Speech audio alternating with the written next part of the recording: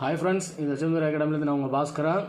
So இந்த video பார்த்துட்டிங்கன்னா 10th polity ஓகேவா, குடிமையியலில் வால்யூம் 2 யூனிட் 5 இந்தியாவின் சர்வதேச உறவுகள் ஓகேவா, அதோட பார்ட் 1 வீடியோ வந்து முடிச்சிட்டோம். இந்தியாவும் நேபாளம் வரைக்கும் முடிச்சிருந்தோம்னு நினைக்கிறேன். ஸோ இப்போ வந்து அதோட கண்டினியூஸ் வீடியோ பார்ட் 2 ஓகேவா. பார்க்காதவங்க பார்ட் 1 வீடியோ பார்க்காதவங்க பிளேலிஸ்ட்டில் இருக்குது, போய் பார்த்துக்கோங்க. அதை பார்த்துட்டு இதை பாருங்கள், ஏன்னா இது வந்து அதோட 2வது வீடியோ ஓகேவா. ஸோ பார்க்கலாம். இப்போ பார்க்க வேண்டியது என்னென்னா இந்தியாவும் பாகிஸ்தானும் ஓகேவா. ஒவ்வொரு அண்டை நாடுகளாக பார்த்துக்கிட்டு வரோம். இப்போ பார்க்க வேண்டியது இந்தியாவும் பாகிஸ்தானும். 1947 ஆண்டு இந்தியா பாகிஸ்தான் பிரிவினைக்கு பின்னர் ஓகேவா. ஸோ எப்போன்னு பார்த்தீங்கன்னா டேட்டு பார்த்தீங்கன்னா ஆகஸ்ட் 14 ஓகேவா. அது வந்து இந்தியா பாகிஸ்தானோட சுதந்திர தினம். 15 வந்து நம்ம இந்திய சுதந்திர தினம் ஓகேவா. அப்போ பாகிஸ்தானுக்கு எப்போ ஆகஸ்ட் 14. பல்வேறு முக்கிய விவகாரங்களில் இரு நாடுகளுக்கும் இடையே வேறுபாடு காரணமாக நெருடலான உறவு இருந்து வருகிறது ஓகேவா. பாகிஸ்தானுடனான உறவில் தீவிரவாதமே தொடர்ந்து நமது முக்கிய கவலையாக உள்ளது ஓகே. ஸோ இந்தியாவுடனான உறவுகளை பராமரிப்பதில் பாகிஸ்தான் விரோத மனப்பான்மையுடனே இருந்து வருகின்றது. ஆனால் இந்தியா உறவுகளை மேம்படுத்தவும் நிலைநிறுத்தவும் தீவிரமாக முயன்று வருகிறது. எல்லை தாண்டிய துப்பாக்கி சண்டை மற்றும் தீவிரவாதிகள் தாக்குதல் ஆகியவை காஷ்மீர் மக்களின் உயிர்களை காவு கொண்டது. மேலும் அம்மக்கள் ஏழ்மையை ஸோ இந்த மாதிரி தான் கொடுத்துருப்பாங்க, இது நம்மளுக்கு தேவையில்லை. ஸோ அப்படியே கீழே வருவோம். இந்த பாக்ஸ் ரொம்ப முக்கியம். கட்டுப்பாட்டு கோடு ஓகேவா, கட்டுப்பாடு கோடு ரொம்ப முக்கியம். 1949 ஆண்டு தீர்மானிக்கப்பட்ட போர் நிறுத்த கோடு தான் என்னவா மாறுது 1972 ஆண்டுக்கு பின்னர் எல்லை கட்டுப்பாடு கோடு என அழைக்கப்பட்டது ஓகேவா. அப்போ 1949 நிறுத்தப்பட்ட போர் நிறுத்த கோடு தான் என்னவா மாறுது 1972 எல்லை கட்டுப்பாடு கோடுன்னு மாறுது. இது 1972 ஆண்டு சிம்லா ஒப்பந்தம் ஓகேவா. என்ன ஒப்பந்தம்? சிம்லா ஒப்பந்தம். எந்த நாடுகளுக்கு இடையில்? இந்தியாவுக்கும் பாகிஸ்தானுக்கும் இடையில் ஓகேவா. சிம்லா ஒப்பந்தம் ரொம்ப முக்கியமான கொஸ்டின், ரிப்பீட்டட் கொஸ்டின் கூட.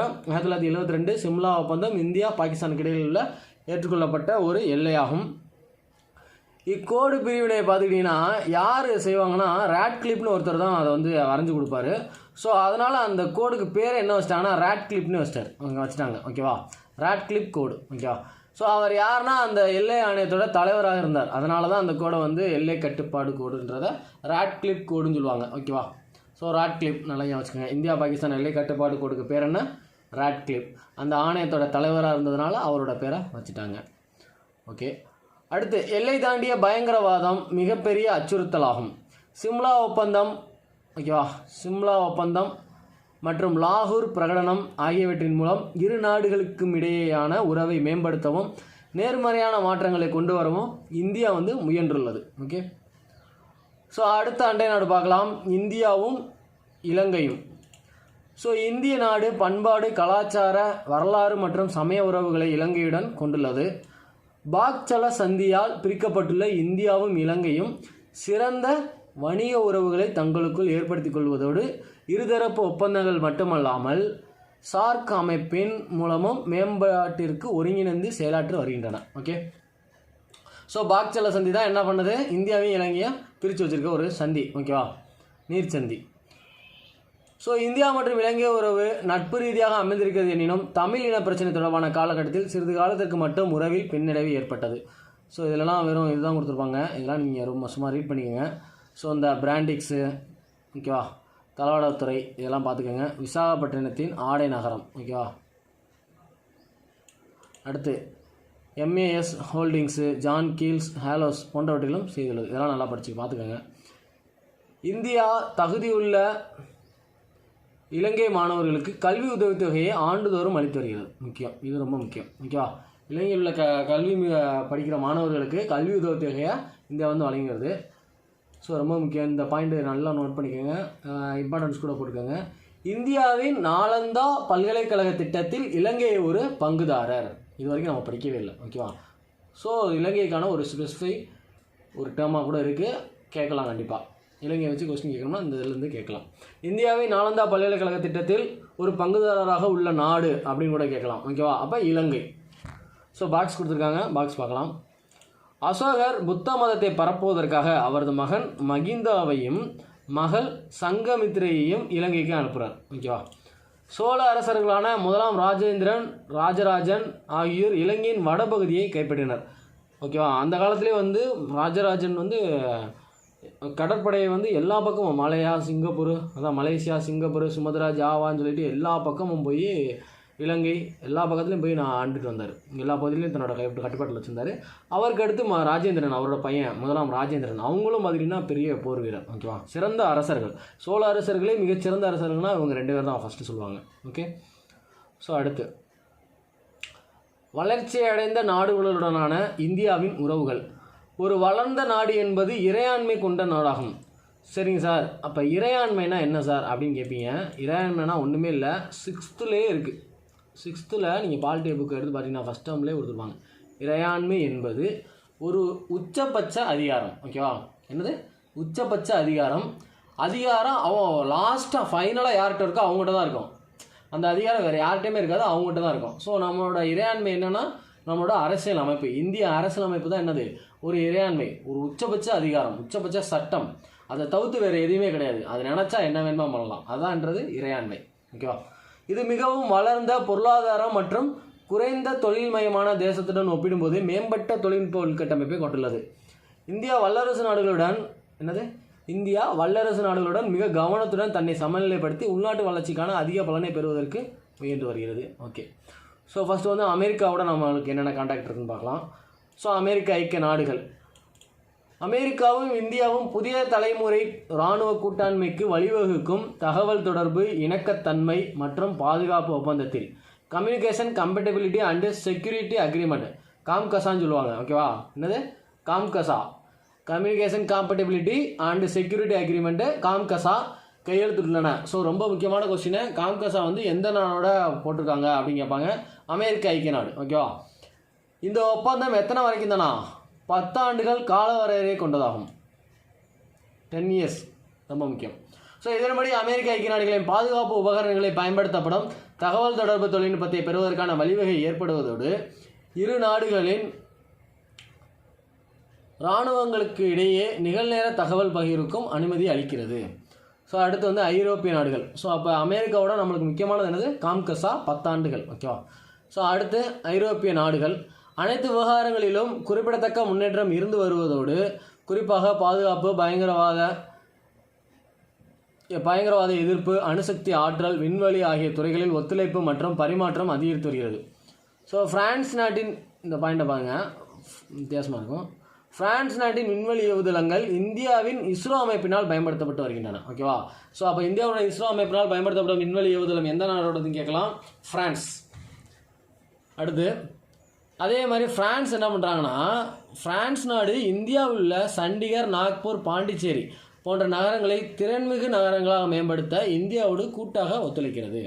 ஓகேவா. ஸோ அடுத்த கொஸ்டின் பாருங்கள், இந்த ஒரு புக் பேக்கில் இருக்குது, ரொம்ப முக்கியமாக கூட. இந்தியாவும் பிரான்ஸும் சர்வதேச சூரிய சக்தி கூட்டணியை அறிமுகப்படுத்தி கடகரேகை மற்றும் மகர ரேகை ஆகியவற்றிற்கு இடையே உள்ள நாடுகளில் சூரிய ஆற்றலுக்கான ஒத்துழைப்பில் ஒன்று சேர்க்கின்றன. இன்டர்நேஷ்னல் சோலார் அலையன்ஸு எந்த நாடோட, பிரான்ஸோட. நல்லா மைண்டில் ஏற்றிக்கோங்க, இந்தியாவும் பிரான்ஸும் தான் சர்வதேச சூரிய சக்தி கூட்டணி. ஓகேவா. International solar alliance. கடகரேகை தெரியுமில்ல, பூமத்திய ரேகைக்கு மேலே இருந்தால் கடகரேகை, பூமத்திய ரேகைக்கு கீழே இருந்தால் மகர ரேகை. நம்ம பூமத்திய ரேகையிலேருந்து எங்கே இருக்கோம், ஒரு 8 டிகிரி மேலே இருக்கும். ஓகேவா. கடகரேகையில் 8 டிகிரி மேலே இருக்கும். நம்ம இந்தியா வந்து கடகரேகையை இரு சமமாக கூறிடுது. ஓகேவா. ஆமாம். ஓகே. அடுத்து வந்து ஆஸ்திரேலியா. அப்போ ஐக்கிய நாடுகளில் ஃப்ரான்ஸ் தான் ரொம்ப முக்கியம், ஃப்ரான்ஸ் தான் சூரியசக்தி கூட்டணி. ஓகேவா. ஸோ அடுத்து ஆஸ்திரேலியா. இந்தியாவும் ஆஸ்திரேலியாவும் நம்பிக்கைக்குரிய திட்டங்களை பல ஆண்டுகளாக மெதுவாக படிப்படியாக ஏற்படுத்தி வருகின்றன. ஸோ ஆஸ்திரேலியாவும் இந்தியாவும் ஒருங்கிணைந்து இந்திய ஆஸ்திரேலிய கடற்படை பயிற்சி, அதான் ஆசிண்டெக்ஸ். கரண்ட் அஃபேரில் நம்ம மந்த்லி கரண்ட் அஃபேர் படிச்சுக்கிட்டே இருந்தோம்னா கண்டிப்பாக பயிற்சிலாம் பார்த்திங்கன்னா எல்லாம் வரும். ஆசிண்டெக்ஸு நிறையா வரும். ஓகேவா. அது மாதிரி நம்ம படிப்போம். ஆசிண்டெக்ஸ்னால் ஒன்றும் இல்லை, ஏயுஎஸ் இருக்கா அது ஆஸ்திரேலியா, ஐஎன்டி இருக்கா அது வந்து இந்தியா, இஎக்ஸ்னால் எக்ஸசைஸ், அதான் முக்கியம். ஓகேவா. ஸோ அப்போ ஆஸ்திரேலியா இந்திய பயிற்சி, அதுதான் அது வந்து சிம்பிளாக சொல்லியிருப்பாங்க.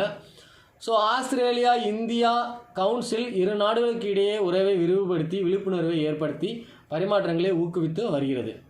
ஸோ அடுத்து அப்போ ஆஸ்திரேலியாவோட ஆசிண்டெக்ஸை மட்டும் நான் வச்சுக்கலாம். அடுத்து ஜப்பான். ஜப்பான் நாட்டின் சிங்கன்சன் முறை. ஓகேவா, ஜப்பான் நாட்டின் சிங்கன்சன் முறையை இந்தியாவில் அறிமுகப்படுத்த முடிவு செய்தது. இது பாதுகாப்பு மற்றும் துல்லியத்தன்மை கொண்ட உயர்தர அதிவேக ரயில் அமைப்பான். ஓகேவா, சிங்கன்சன்றது என்னது, பாதுகாப்பு தன்மை கொண்ட துல்லியத்தன்மை கொண்ட அதிவேக ரயில் அமைப்பை வந்து ஜப்பான் வந்து இந்தியாவில் வந்து இன்ட்ரடியூஸ் பண்ண செய்கிறாங்க. ஸோ டெல்லி மெட்ரோ ரயில் தெரியுங்களா, Delhi metro rail. So group 4ல் கூட கேட்டிருந்தாங்க, மெட்ரோ ரயில் வந்து மொத்தம் 8 இருக்குது. ஓகேவா, 8 ஸ்டேட்டில் இருக்குது. அந்த 8 ஸ்டேட்லேயுமே 8 இடங்களில் நம்ம வந்து நல்லா படிக்கணும். அதில் சென்னை வந்து எத்தனாவது மெட்ரோ ரயில்னு குரூப் 4ல் லாஸ்ட் குரூப் 4ல் கேட்டிருந்தாங்க, 6வது. அதுவும் புது புக்லேயே இருக்குது. ஓகேவா, ஸோ டெல்லி மெட்ரோ ரயில் ஜப்பானிய ஒத்துழைப்பில் உருவான வெற்றிகரமான எடுத்துக்காட்டில் ஒன்றாகும். ஓகேவா, டெல்லி மெட்ரோ ரயில் தான் ஜப்பானிய ஒத்துழைப்பில் உருவான வெற்றிகரமான எடுத்துக்காட்டில் ஒன்று. அடுத்து மும்பை அகமதாபாத் இடையேயான அதிவேக ரயில் போக்குவரத்து இருநாட்டு ஒத்துழைப்பின் மற்றும் ஒரு முயற்சியாகும். இதெல்லாம் ரொம்ப முக்கியமான பாயிண்ட்ஸு, அண்டர்லைன் பண்ணிக்கோங்க. ஜப்பானிய அரசாங்கம் இந்திய குடிமக்களுக்கு இந்திய ரயில்வே துறையில் பணிபுரியும் வகையில் ஜப்பானிய பல்கலைக்கழகத்தில் முதுகலை பட்டங்களை படிக்க ஆண்டுதோறும் எவ்வளோ இடம், 20 இடங்கள். எவ்வளவு, 25. ஓகேவா, ஸோ அடுத்து பார்த்துக்குவோம். உற்பத்தி துறையில் உற்பத்தி மற்றும் திறன் இந்தியா தெரியுங்களா, make in India, skill India. ஓகேவா, இதெல்லாம் நம்ம படிப்போம், எக்கனாமிக்ஸில் வரும். திட்டங்களை பங்களிக்கவும் ஜப்பானிய உற்பத்தி திறன்களை வழங்கி இந்தியாவின் உற்பத்தி தொழில்துறை தரத்தை மேம்படுத்தவும் 30,000 இந்திய மக்களுக்கு பயிற்சி வழங்க ஜப்பான் இந்தியா உற்பத்தி நிறுவனம். ஓகேவா, Japan India institute of manufacturing வந்து அறிவிச்சிருக்காங்க.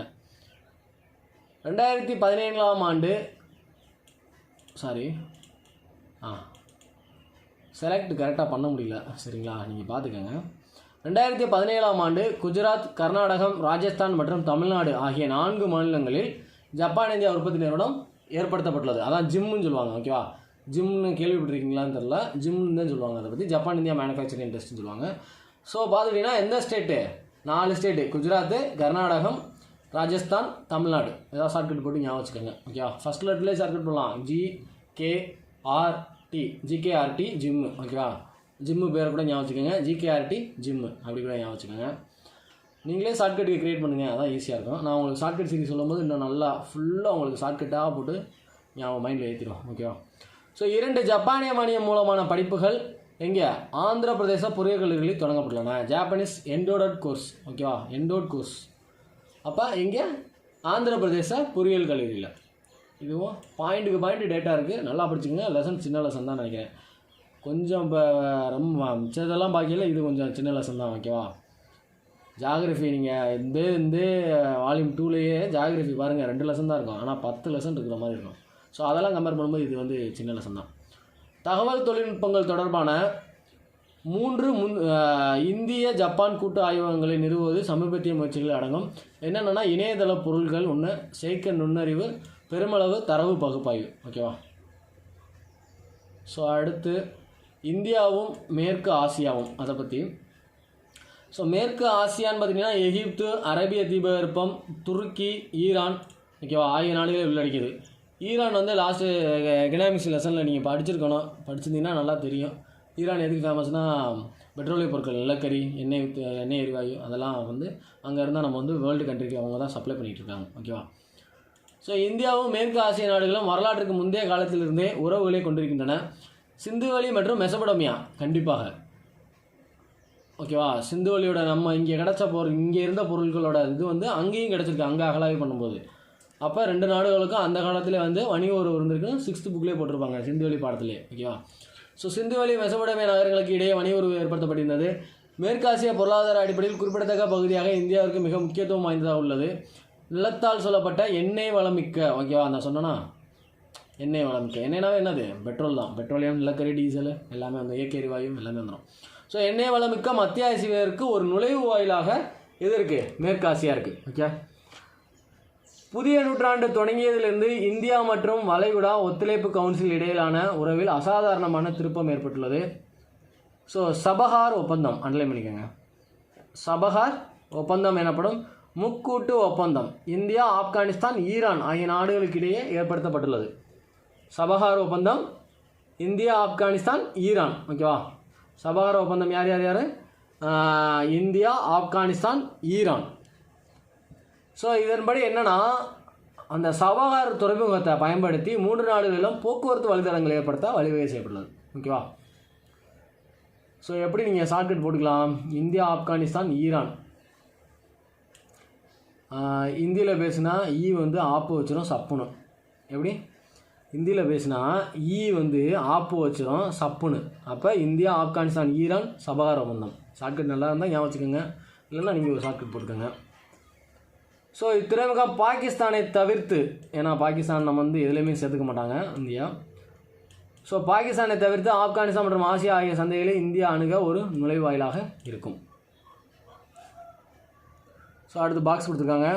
உலகின் மிக பழமையான கடல் வர்த்தக பாதைகள் ஒன்று சுமேரியாவிலிருந்து பஹ்ரைன் வழியாக மெலுக்கா என்று அழைக்கப்பட்ட சிந்துவெளி நாகரிகம் வரை அமைக்கப்பட்டிருந்தது. ரொம்ப ரொம்ப முக்கியம், நல்லா நோட் பண்ணிக்கணும். சிந்துவெளியிலேருந்து கூட கொஸ்டின் எடுக்கணும்னா இங்கிட்ட பார்த்துட்டாங்கன்னா இதை அப்படியே தூக்கி சிந்துவெளிக்காக கொஸ்டின் வச்சுருவாங்க. ஓகேவா. உலகின் மிக பழமையான கடல் வர்த்தக பாதைகளில் ஒன்று சுமேரியாவில் இருந்து பஹ்ரைன் வழியாக மெலுக்கா என்று அழைக்கப்பட்ட சிந்துவெளி நாகரிகம் வரை அமைக்கப்பட்டிருந்தது. ஸோ பிரபல அறிஞரான எம்எஸ் அக்வானி வந்து என்ன சொல்கிறாருன்னா, எம்எஸ் அக்வானி இடைக்காலத்தில் இந்தியர்களின் மருத்துவம், கணிதம், வானியல் திறமைகளை அரபிய மற்றும் ஈரானிய அறிஞர்கள் பெரிதும் மதித்ததோடு இறுதியில் அவர்களது அறிவுசார் பாரம்பரியத்தின் பகுதியாகவும் ஆனது என்றும் குறிப்பிடுகிறார். ஓகே. ஸோ அடுத்து இந்தியா மற்றும் சர்வதேச அமைப்புகள். ஸோ இதிலெல்லாம் எதுவும் இருக்காது, நான் இருந்துச்சுன்னா உங்களுக்கு சொல்கிறேன், பார்ப்போம். ஸோ இங்கே இருக்குங்களேன், இந்தியா முறைப்படி அமைக்கப்பட்ட அமைப்புகளான ஐநா சபை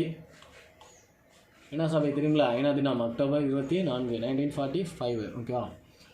ஐநா சபை, அணிசேரா இயக்கம், போன லெசன்லேயே படிச்சிருக்கோம். அணிசேரா இயக்கம்ன்ற வார்த்தையை உருவாக்குனது யார்? ராமகிருஷ்ண பேரனா வி.கே. கிருஷ்ணமேனன் நினைக்கிறேன், வி. கிருஷ்ணமேனன். இதை உருவாக்குனதே வந்து அந்த வேர்டை வந்து உருவாக்குனது அவர். ஆனால் இதை முன்மொழிந்தவர் யார்? நம்மளோட ஜவஹர்லால் நேரு. ஓகேவா. இந்த ரொம்ப முக்கியம். ஸோ அடுத்து எதில் இருக்கோம்? சார்க்கில் இருக்கோம், G20 மற்றும் காமன்வெல்த் போன்றவைகளில் நாம் வந்து உறுப்பினராக இருக்கோம். ஸோ அப்போ எதில் இருக்கோம்? ஐநாவில் இருக்கும், அணிசேரா இயக்கம், சார்க்கு, G20, காமன்வெல்த் எல்லாத்துலேயுமே இருக்கும். இராணுவ முதல்களை முடிவுக்கு கொண்டு வருவது மற்றும் இராணுவ நாடுகளிடையே அமைதி மற்றும் முன்னேற்றத்தை ஏற்படுத்துவது போன்ற ஐநா சபை எடுக்கும் அனைத்து முயற்சிகளிலும் இந்தியா வந்து உதவுகிறது. ஓகே. ஸோ அடுத்து பார்க்குறோம் பிரிக்ஸு. ஒன்றுமே இல்லை, Beena Brazil, ஆர்னா Russia, Aina India, சீனா சைனா, எஸ்னா சவுத் ஆஃப்ரிக்கா. அதான் பிரிக்ஸ். ஓகே. 5 நாடுகள் மொத்தம் பேரில் இருக்கும். எல்லாத்துக்குமே இருக்குமான்னு கேட்டிங்கன்னா இருக்காது, பிரிக்ஸுக்கு மட்டும்தான் இருக்கும். Brazil, Russia, India, China, south Africa. அப்போ பிரேசில், ரஷ்யா, இந்தியா, சீனா, தென்னாப்பிரிக்கா ஆகிய நாடுகள் பிராந்திய அளவில் சர்வதேச அளவில் வளர்ந்து வரும் பொருளாதார அரசியல் சக்திகள் ஆகும். ஸோ பிரிக்ஸ் அமைப்பின் தலைமையகம் எங்கே இருக்குன்னா சீனாவின் சாங்காய் நகரில் அமைந்துள்ளது. இது கேட்கலாம், பிரிக்ஸோட தலைமையகம் எங்கே இருக்குன்னா சீனாவில் சாங்காயில். உலகின் வடபகுதியில் உள்ள நாடுகளின் சவால்களை எதிர்கொள்ளும் விதமாக தென்பகுதியில் உள்ள நாடுகளுக்கு நல்வாய்ப்பினை ஏற்படுத்துகிறது. இந்தியா இக்கூட்டமைப்பில் ஒரு தீவிர உறுப்பினராக இருப்பதோடு உலக அளவில் தன்னை வடிவமைக்கவும் இது வழிவகுக்கிறது. ஓகேவா. ஸோ அடுத்து பிரிக்ஸ் கூட்டமைப்பு உருவாவதற்கான காரணம் உலக வங்கி மற்றும் சர்வதேச நாணய நிதியத்திற்கு ஒரு மாற்றாகவும் அமெரிக்க இந்திய பொருளாதாரத்துறையில் தீவிரமாக செயல்பட்டு வருவது கீழ்காணும் பல்வேறு பொருளாதார கூட்டமைப்பில் ஒரு பகுதியாக இந்தியா இருப்பதிலிருந்து நன்கு பலனாகிறது. ஸோ இதை நீங்கள் ரீட் பண்ணிக்கோங்க. IBSL என்னென்ன இருக்கோம்னா நம்ம எதில் இருக்கோம் அதை மட்டும் நல்லா பார்த்துக்கோங்க. ஓகேவா. எல்லாத்தையுமே படிக்கணுமானா தேவையில்லை, இந்த குறிக்கோள்கள்லாம் நம்மளால் படிக்க முடியாது, மைண்ட்லேயும் வச்சுக்க முடியாது. ஸோ என்ன பண்ணுறீங்கன்னா IBSA. ஸோ அதில் நீங்கள் என்ன பண்ணுறீங்கன்னா இதை வந்து நெட்டில் சர்ச் பண்ணுங்கள். IBSAன்னு போட்டிங்கன்னா உங்களுக்கு எக்ஸ்பான்ஷன் கிடச்சிடும். ஓகேவா. ஸோ ஒவ்வொன்றும் சொல்லிங்கன்னா டைம் ஆயிரும். IBSAல இந்தியா இருக்குது. ஓகே. அடுத்து BCIM அதிலே இருக்குமா? இருக்கும், இந்தியா இருக்கும். ஸோ MGC மிகாங் கங்கா ஒத்துழைப்பு அதில் இருக்குமா? இந்தியா இருக்கும். ஸோ இந்தியா இருக்கிறதெல்லாம் நோட் பண்ணி அண்டர்லைன் பண்ணி வச்சுக்கோங்க. பிம்ஸ்டெக்கில் கண்டிப்பாக இருப்போம். பிம்ஸ்டெக். ஓகேவா. பிம்ஸ்டெக். அடுத்து RCEP அதில் இருக்கமா? இருக்கும். அடுத்து EAS இந்தியா இருக்குது. இந்தியாவை மட்டும் அண்டர்லைன் பண்ணிக்கோங்க. அது மாதிரி எத்தனை நாடுகள் இந்த மாதிரி கொடுத்தாங்கன்னா அண்டர்லைன் பண்ணிக்கோங்க. அப்போ EASல 8 நாடுகள். GCC அதில் இருக்கும், PBINலேயும் இருக்கும், ஷாங்காய் ஒத்துழைப்பு SCO அதுலேயும் இருக்கும். ஓகேவா. ஸோ அதெல்லாம் பார்த்துக்கோங்க. பிரிக்ஸின் நோக்கங்கள். ஸோ இதெல்லாம் நீங்கள் ரீட் பண்ணிக்கோங்க, அதெல்லாம் ஒன்றும் இருக்காது, நீங்களாம் ரீட் பண்ணிக்கோங்க. இதுதான் பிரிக்ஸ் கண்ட்ரிஸ். ஸோ ரஷ்யா இங்கே இருக்குது, சீனா இங்கே இருக்குது, இந்தியா இங்கே இருக்கும், தென்னாப்பிரிக்கா, பிரேசில். ஓகேவா. வேர்ல்டு மேப்பில். So box. பிரிக்ஸ். பிரிக்ஸ் என்ற சொல் ஜிம் ஓ நெயில் என்ற பிரபலமான பிரிட்டிஷ் பொருளாதார நிபுணரால் உருவாக்கப்பட்டது. யாருனால? ஜிம் ஓ நெயில். ஸோ இதை நீங்கள் எப்படி ஞாபகம் வச்சுக்கிறீங்கன்னா, பிரிக்ஸ்னால் செங்கக்கல்லை தான் சொல்லுவாங்க. ஓகேவா? பிரிக்ஸ்ன்னு சொல்லுவோம். செங்கக்கல் இல்லைனா கல்லை வந்து ஒரு பிரிக்குன்னுவோம். ஓகேவா? ஸோ ஜிம்முக்கு போய் பிரிக்கை வச்சு எக்ஸசைஸ் பண்ணுறான் அப்படின்ற மாதிரி ஞாபகம் வச்சுக்கோங்க. ஓகேவா? ஜிம்முக்கு போய் ஒரு கல்லை, அதாவது கல் தான் பிரிக்ஸு அப்படிங்கிற வச்சுக்கோங்க. அந்த செங்கக்கல்லால் கட்டின சுவருக்கு பேர் தான் பிரிக்ஸ்ன்னு நினைக்கிறேன். அந்த மாதிரி தான் சொல்லுவாங்க. ஸோ போய் ஜிம்முக்கு போய் பிரிக்ஸை வச்சு எக்ஸசைஸ் பண்ணுறான் அப்படின்ற மாதிரி ஞாபகம் வச்சுக்கோங்க. பிரேசில், ரஷ்யா, இந்தியா, சீனா ஆகிய நாடுகள் 2050ஆம் ஆண்டு வாக்கில் 6 தொழில்மயமாக்கப்பட்ட நாடுகளை விட டாலர் மதிப்பில் மிக பெரிய நாடுகளாக உருவாகும் என்று கடந்த 300 ஆண்டுகளின் அதிகார போக்கு முற்றிலும் மாறுபடும் என்றும் அவர் ஊகித்தார். ஓகேவா? ஸோ அடுத்து பிரிக்ஸ் நிதி கட்டமைப்பு, புதிய மேம்பாட்டு வங்கி NDB, நியூ டெவலப்மெண்ட் பேங்க்னு சொல்லுவாங்க. இந்த மாதிரி நிறையா இருக்கும். ஸோ அப்படி வந்தோம்னா இதெல்லாம் நீங்கள் ரீட் பண்ணணும். ஓகேவா? நான் விட்டுட்டு போகிறேன், நீங்கள் விட்டு போகக்கூடாது. நீங்கள் ஒரு தடவை ரீட் பண்ணணும். அடுத்து இது ரொம்ப முக்கியம். பிரிக்ஸ் பணம் செலுத்தும் திட்டம். 2015ஆம் ஆண்டு நடைபெற்ற பிரிக்ஸ் மாநாட்டில் பிரிக்ஸ் நாடுகளின் அமைச்சர்கள் பணம் செலுத்தும் முறை தொடர்பான ஆலோசனைகளை தொடங்கினர். இது உலகளாவிய வங்கிகளுக்கு இடையான நிதி செய்தி பரிமாற்ற அமைப்பிற்கு மாற்றாக இருக்கும். Swift, society for world wide inter bank financial telecommunication system, BRICS பணம் செலுத்து திட்டம். எப்போ? 2015. ஓகேவா? உறுப்பு நாடுகளிடையே ஒத்துழைப்பை அதிகரிக்கும் காரணிகள். ஸோ இதெல்லாம் நீங்கள் காரணிகள்லாம் நீங்கள் ரீட் பண்ணிக்கோங்க. கண்டிப்பாக நான் கொஸ்டின் கேட்பேன், நீங்கள் வந்து ரீட் பண்ணியிருக்கணும். ஓகேவா? ஸோ அடுத்து ஒப்பெக் ரொம்ப முக்கியம். பெட்ரோலியம் ஏற்றுமதி செய்யும் நாடுகளின் கூட்டமைப்பு தான் என்னது? ஒப்பெக். ஓகேவா? பெட்ரோலிய ஏற்றுமதி நாடுகளின் கூட்டமைப்பு தான் என்னது? ஒப்பெக்கு. அதோட தலைமையகம் எங்கே இருக்குமா? அதாவது ஈராக்கில் பாக்தாத் நகரில் நிறுவப்பட்ட ஒரு அரசு அமைப்பு. ஈராக்கில் பாக்தாத் நகரில். ஓகேவா? ஆனால் இதோட தலைமையகம் எங்கே இருக்குன்னு பாருங்களேன். ஆஸ்திரியாவின் வென்னாவே நகரில் உள்ளது. இது நிறுவப்பட்ட அமைப்பு எங்கே? நான் நிறுவப்பட்டது எங்கேன்னா பாக்தாத் நகரில், ஈராக்கில் பாக்தாத் நகர். ஆனால் இதோட தலைமையகம் எங்கே இருக்குது? ஆஸ்திரியாவில் வென்னாவில். ஓகேவா? வென்னா ஆஸ்திரியாவோட தலைநகரம் தான் வென்னா, அங்கே தான் இருக்குது. ஸோ ஒப்பெக் நிறுவன உறுப்பினர்கள் யார் யாருன்னு நல்லா கம்பல்சரி படித்தாகணும். ஈரான், ஈராக் அப்படியே பேர்லேயே வந்துடும். 2 பேர். Iran, Iraq. Kuwait, Saudi Arabia, Venezuela. So Saudi Arabia, Kuwait கூட தெரியும் நம்மளுக்கு. இந்த வெனிசுலாவை மட்டும் ஞாபகம் வச்சுக்க மாதிரி இருக்கும். ஓகேவா? ஆல்ரெடி நான் சொல்லிட்டேன், ஈரான் வந்து பெட்ரோலியம், எண்ணெய் பொருள் எல்லாமே அங்கே தான். அப்போ Iran, Iraq, Kuwait, Saudi Arabia, Venezuela இவங்க தான் என்ன பண்ணுறாங்க? ஒப்பெக். ஓகேவா? ஸோ ஒப்பெக்கோட லட்சணை, அதாவது சின்ன மதினா அந்த மாதிரி தான் இருக்கும், லோகோன்னு சொல்லுவோம்ல. 1969ஆம் ஆண்டில் நடைபெற்ற ஒரு சர்வதேச வடிவமைப்பு போட்டியின் மூலம் இச்சின்னமானது தேர்ந்தெடுக்கப்பட்டது. ஆஸ்திரிய வடிவமைப்பாளர் யார்? ஸ்வோபோடா. யார்? ஸ்வோபோடா. அவர் தான் இதை வந்து வடிவமைச்சிருக்காரு. ஓகேவா? ஸ்வோபோடா தான் இதை வந்து வடிவமைச்சிருக்காரு. ஸோ இதில் ஒரு ஸ்பெஷாலிட்டி இருக்கும். இந்த ஒப்பெக்ன்ற வேர்டு அப்படியே இருக்கும் பாருங்களேன். இது இந்த அமைப்பினுடைய பெயரின் வெவ்வேறு எழுத்துக்களை ஒரு வட்டமான வடிவமைப்பில் காணலாம். இந்த இருக்குது பாருங்களா, இதுதான் ஓ. ஓகேவா? இதுதான் என்னது? ஓ. இதுதான் பி. இந்த கர்சரில் காட்டுறேன் பாருங்களேன், இதுதான் பி. ஸோ இதுதான் இ, இதுதான் சி. ஸோ ஒப்பேக்னு வந்துருச்சா? ஸோ அதுதான் இதோட ஸ்பெஷாலிட்டி. அதனால தான் இதை வந்து தேர்ந்தெடுத்திருப்பாங்க. இவ் அமைப்பில் 3 வகையான உறுப்பினர்கள் முறையே நிறுவன உறுப்பினர்கள், குழு உறுப்பினர்கள், இணை உறுப்பினர்கள் உள்ளனர். தற்போது இவ் அமைப்பில் மொத்தம் எத்தனை உறுப்பினர்கள் இருக்காங்கன்னா 15 உறுப்பினர்கள் இருக்காங்க. ஒப்பேக்கில் எத்தனை? 15 உறுப்பினர்கள். தென் அமெரிக்காவில் 2, மத்திய கிழக்கில் 6, ஆப்பிரிக்காவில் 7. ஸோ கச்சா எண்ணெய் ஏற்றுமதி செய்யும் மற்றும் அமைப்பின் நோக்கங்களை பகிர்ந்து கொள்ளும் எந்த ஒரு நாடும் ஒப்பேக் அமைப்பில் உறுப்பினர் ஆகலாம். பெட்ரோலியம் ஏற்றுமதி செய்யும் நாடுகள் அமைப்பின் திட்டம். ஸோ இதெல்லாம் நீங்கள் ரீட் பண்ணிக்கோங்க. ஒப்பேக் எவ்வாறு பிற நாடுகளுக்கு ஏற்றுமதி செய்கின்றன அதையும் பார்த்துக்கோங்க. இதெல்லாம் ஒன்றுமே இல்லை. இந்த 20,000 கொடுத்துருக்காங்க, அதை ரீட் பண்ணிக்கோங்க. ஒப்பேக் நாடுகளுடனான இந்தியாவின் உறவு. கச்சா எண்ணெய் அதிக அளவு நுகர்வு செய்யும் நாடுகளில் இந்தியாவும் ஒன்று. நுகர்வுனா என்னது? வாங்குறதுல. ஓகேவா? ஸோ 86% கச்சா எண்ணெய், 70% இயற்கை எரிவாயு, 95% சமையல் எரிவாயு ஆகியவற்றை இந்தியா வந்து ஒப்பேக் நாடுகளிலிருந்து இறக்குமதி செய்கிறது. ஸோ இதெல்லாம் ஒன்றுமே இல்லை. ஓகேவா? ஸோ முடிவுரை பார்க்கலாம். இந்தியா பொருளாதார மற்றும் வணிக ஒத்துழைப்பை தவிர ஒரு நட்பான நீடிக்கப்பட்ட உறவினை தனது அண்டை நாடுகளுடன் ஏற்படுத்திக் கொள்ள விரும்புகிறது. ஓகேவா? ஸோ லாஸ்ட்டாக பாடச்சுருக்கம். பாடச்சுருக்கம். இந்தியா எப்பொழுதும் அமைதியை விரும்பும் நாடாக இருப்பதோடு உலக அமைதிக்கு தொடர்ந்து கடுமையாக போராடி வருகிறது. ஸோ நீங்கள் ஒரு லெசன் படிச்சிங்கன்னா கண்டிப்பாக லாஸ்ட்டாக பாடச்சுருக்கம் கம்பல்சரி படித்தாகணும். ஏன்னா அதுலேருந்து தான் ஈஸியாக வந்து கொஸ்டின் எடுத்து வச்சுட்டு போயிடுவாங்க. நம்ம முன்னாடி உட்காந்து படிச்சுக்கிட்டே இருப்போம், அவன் பார்த்தாங்கன்னா பாடச்சுருக்கத்தில் வந்து கொஸ்டின் வச்சுருவாங்க. இந்தியா அதன் அனைத்து அண்டை நாடுகளுடன் வரலாற்று ரீதியாகவும் சமூக பொருளாதார இனம் மற்றும் மொழியியல் உறவுகளை கொண்டுள்ளது. ஸோ அடுத்து அதுலேயும் ஒன்றும் இல்லை. அடுத்து பார்த்தோம்னா அதில் ஏதாவது இருக்கா? அதுவும் ஒன்றும் இல்லை. அப்படியே கீழே வாங்களே. ஐநா சபையின் அனைத்து முயற்சிகளிலும் இந்தியா தன் ஒத்துழைப்பை நல்குகிறது.